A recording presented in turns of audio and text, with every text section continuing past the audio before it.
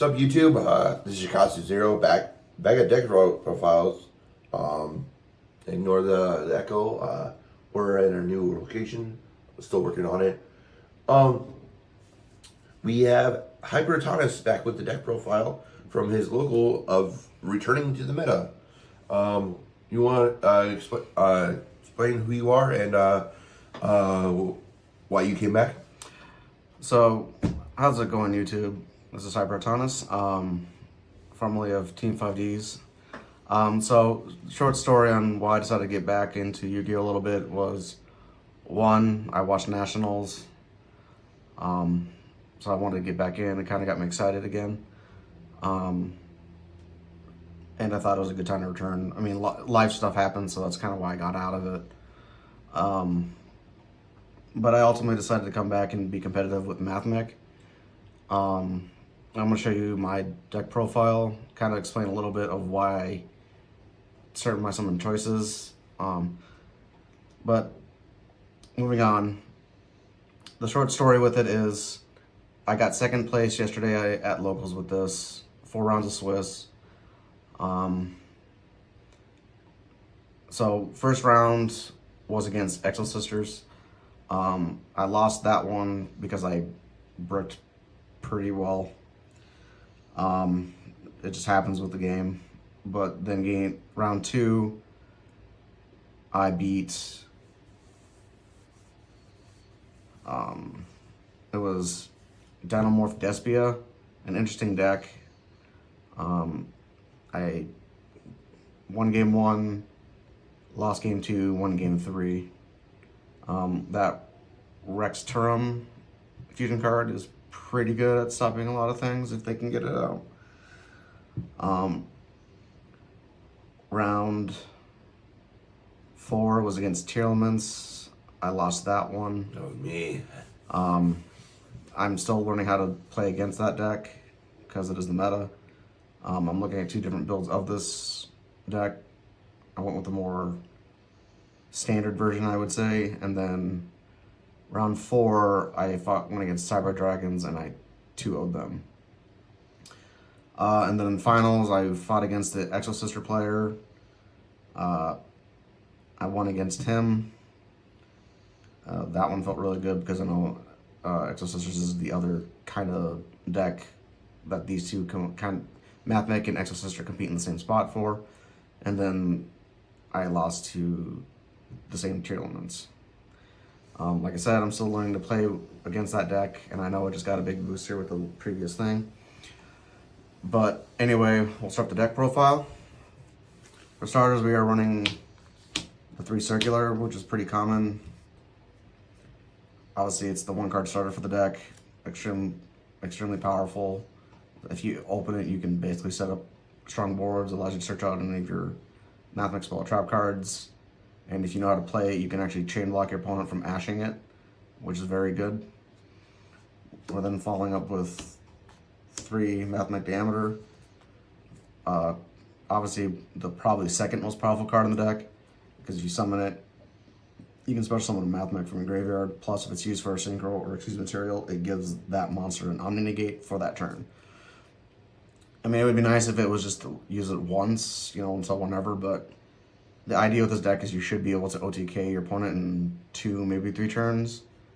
And even if you have that negate for that 1 turn, let's say it's on your opponent's or your turn, being able to stop that 1 card that could stop you is still very good. And then we were playing 2 of the Mathmech Sigma. This is the card you send to the graveyard as cost for circular, because it can revive itself as long as you have no monsters in the extra monster zone. And we have 2 Mathmech Edition as extenders. I really don't think you need more than 2. I mean, you can play 3 if you want, if you're just worried about hand traps, but I think 2 is fine. And actually, this card won me one of my games against Exo Sisters because I was able to boost up my circle up to 2,500. Because he had dropped a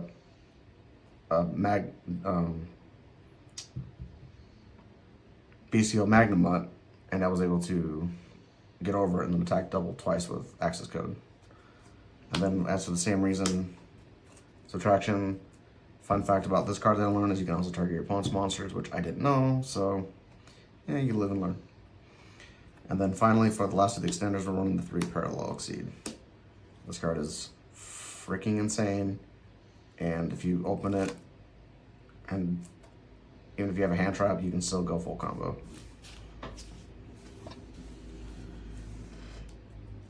And for the other run 3 of, we are running triple Castira Fenrir.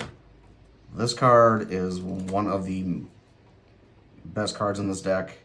I highly recommend running 3 of them if you can.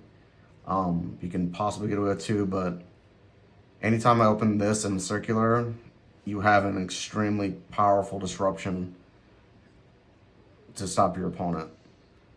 Every time I saw this card, I basically won the game. Because your opponent having to play around a card that can banish one of their cards face down is extremely, extremely powerful.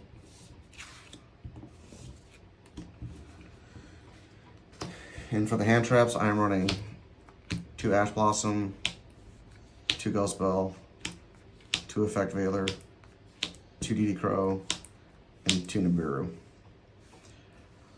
Now, I'm choosing to run 2 of each card here because I believe it's the most consistent for me. I see them as often as I need to see them, and I also have a way to search them out. I know some people like to run 3 of each, but I feel like it's too cloggy, so I don't. Moving forward though, I will be changing this deck up. I am going to be dropping the Nibirus and the DD Crows, and I'm going to test out running the small Bestial package to see how it plays. I know this deck can Cyber Lock, but you're more than likely going to be using the new Bestial stuff on your opponent's turn. So, something to think about. I'd also maybe look at trying to run Ghost Mourner in this, just as an extra monster effect negate.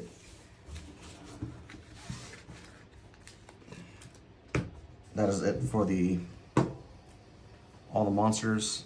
For spells, I'm running Triple Signet Mining. Virtually searches out any of your engine pieces, any of your Mathmech monsters.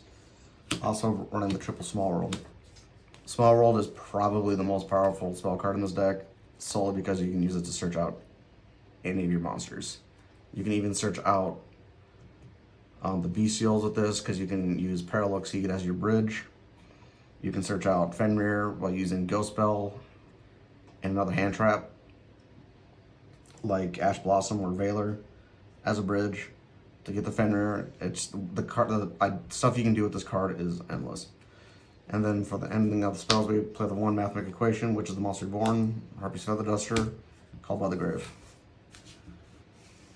And for traps, we run the triple Impermanence, which is a very good card, and then the Crack card, Superfactorial, and then the 1 Induction. This card actually won me a game against the Exo Sister player because I drew this out while running the Heatzel engine to out the Mystic Mine. Alright. For the extra deck for Link 1s, I am running Summon Great Almirage, Link Rainbow, Link Disciple, Link Devotee. Obviously, if anyone knows the Mathematics, you can get this tribute off Devotee to get 2 tokens, and your ending board on your first turn should be a IP Masquerena, a Link Garibo, a Cyber's Wizkid, which can give you a +3 negate. Then obviously you'll have your Superfactorial set, which will allow you to go into an Xyz play. Link 2s, we're running the Cyber's Wizkid, IP Masquerena, the 1 Splash Mage, 1 Update Jammer. For Link 3s, we're playing 1 Transcode Talker for extensions, 1 Decode Talker Heatzel. This card is one of the most stupid cards I've ever seen in the game. Being able to draw on your opponent's turn, your turn. Before you come back to your turn, you could have drawn 5 cards if your opponent doesn't kill you on their first turn. The amount of consistency is nuts. We're also playing the one IP Mask Arena, and then the one access code Tucker for game. If you didn't know, if you can link climb into access code and you can use update jammer, you can use this to attack with a 43 or 5300 attack points and do a double attack. And it's very hard for your opponent to respond to it. Virtually impossible to. That's that for the link monsters. And then for the Xyz, we're playing the 2 Alan Bertian and then the 1 Laplacian. This guy you usually end up bringing out with Super Factorial on your opponent's turn, especially when you have diameter. It has a 1 Omni Negate, and then if your opponent has its effective sword to Trishula, you can detach 1 to 3 materials when it's link summoned, and you can apply 1 of the 3 effects to either A, half force. If you detach 1 card, you can have him discard a card, send a monster, or send a spell and trap card on their field to the graveyard. So you can have 4 interruptions with 1 card. And then for side, we're playing 2 Droll Lockbirds, 2 Lava Golem, and 1 Firecracker. The Firecracker is for, because it can be searched out through Small World, and is for end of game procedures. Never really saw, this weekend I never really saw the Lava Golems or the Droll Lockbirds. I saw the Lava Golem, but I never got a chance to use it because my opponent never usually had more than 1 card in the field. Also running triple Cosmic Cyclone because F back row. Probably the best spell and trap card removal in the game. Triple Forbidden Droplet. I'm not sure how I feel about this card. I mean, it's good, it's very powerful. Honestly, I saw it a couple times, but I never really got to use it. Honestly, if you're going second, if you didn't want to run this, I would maybe run Dark a little more. I am waiting on Evenly Matched, but they haven't came yet. But I would definitely be running that over these. And then we're also running Triple Rivalry of the Warlords. This card definitely helps, especially against tiers, but my opponent had the out to set the card. And then obviously the 1 Point of the Red Lotus. A Point of the Red Lotus can be good. Obviously, if you can, even if it's for the 1 turn, you can rip that 1 important combo piece out of your opponent's hand and not have to worry about it. Overall, I am happy with this deck. I will definitely say the ace card of the locals was Fenrir. I think players are not fully understanding on how powerful this card is. I would actually say it's a better version of Pankratops because, well, yes, Pankratops can be summoned a little easier because you have to have no monsters to control it. To control the spell summon, Pankratops just says your opponent has to have more. This stays on the field, and if you declare an attack, or your opponent activates a monster effect, you can banish a card face down. And the fact that it can search itself is kind of ridiculous, and the fact that Konami did that, it's just one of those things where you can play a small engine like this in any deck. So this is my deck list that I came up with. I've actually been fairly happy with it. It's been fairly consistent. Like I said, I'm going to try out the B-Seal engine in this, see if it works well. If not, I would just go back to DD Crows. I'm also going to try the Heat Soul engine, which does not run the Link Devotee combo. Well, I'll have to see how that plays and see if I like that better or not. Anyway, guys, that's the video. Please like and subscribe, and we'll get back to you. Peace.